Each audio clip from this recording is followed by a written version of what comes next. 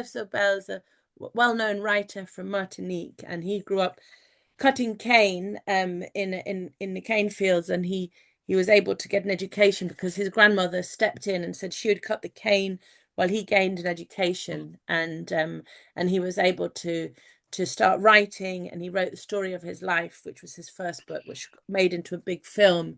It's called Black Shack Alley, and it's a Penguin classic now, and a beautiful film actually. It's available for free online at the moment, so and which it was really hard to get hold of. So and it's subtitled, so it's really worth watching.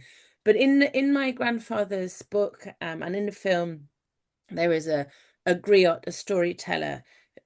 He's an elderly man that my grandfather befriends as a boy on the plantation, and this man tells him the story of how his ancestors were captured from Africa and were brought to the Caribbean, and how even though slavery had ended and the law forbade them from being whipped, that the conditions hadn't changed since emancipation for Black people in Martinique at that time. So this griot figure in my grandfather's book is very much a figure that instills in my grandfather a sense of Black political consciousness and understanding of his history.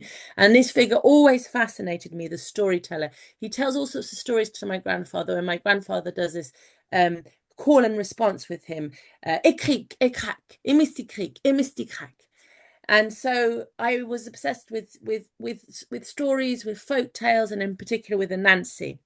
And so my first book was on Anansi, and I spent quite a bit of time in Jamaica, 4 months in Jamaica, collecting stories, Anansi stories. So I'm going to read.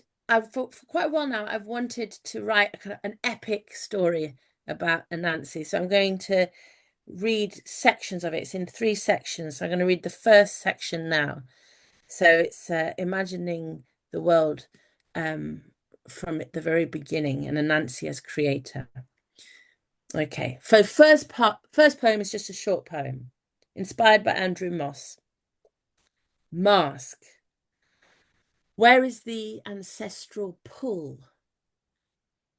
I only bear this heft of your condescending stare. Sorry, I'll start again. Mask. Where is your ancestral pull?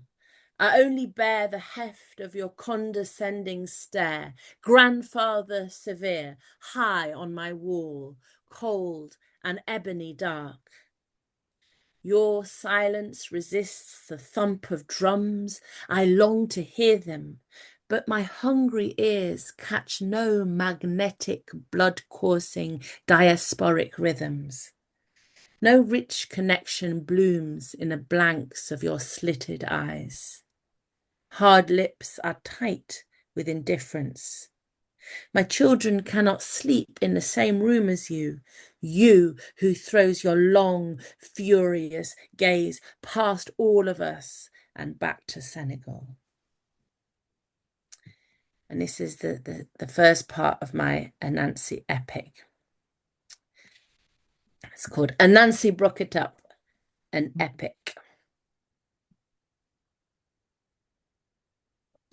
You would have thought that he came into this world like the howl and beat of a storm, but it happened quietly, like a lover's whisper, soft as peach's fur.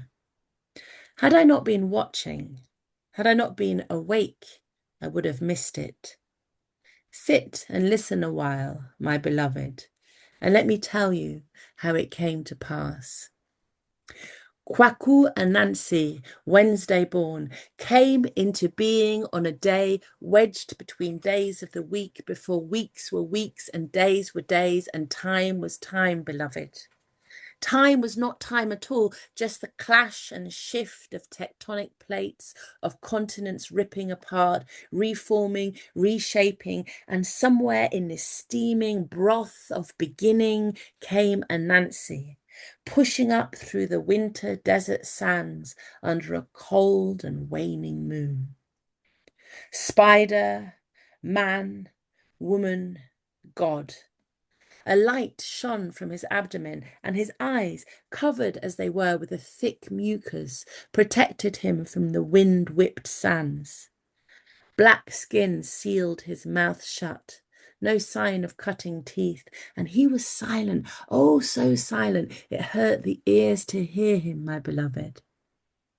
His belly full of cosmos, fat balls hanging thick, vibrating with big clit energy, lodged in the base of his hairy spider dick.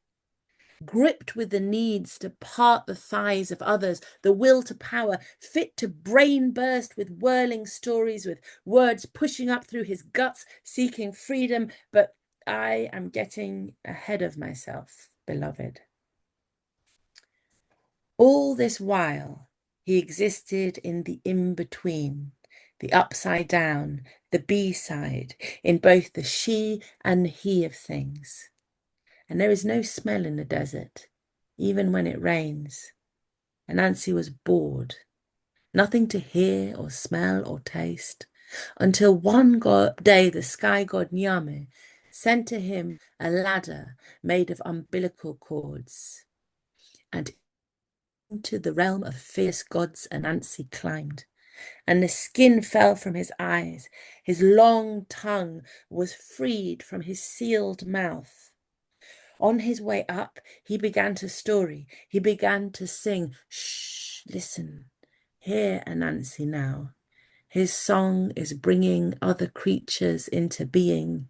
His music is spinning woman, man, child, animal, all in perfect perfection.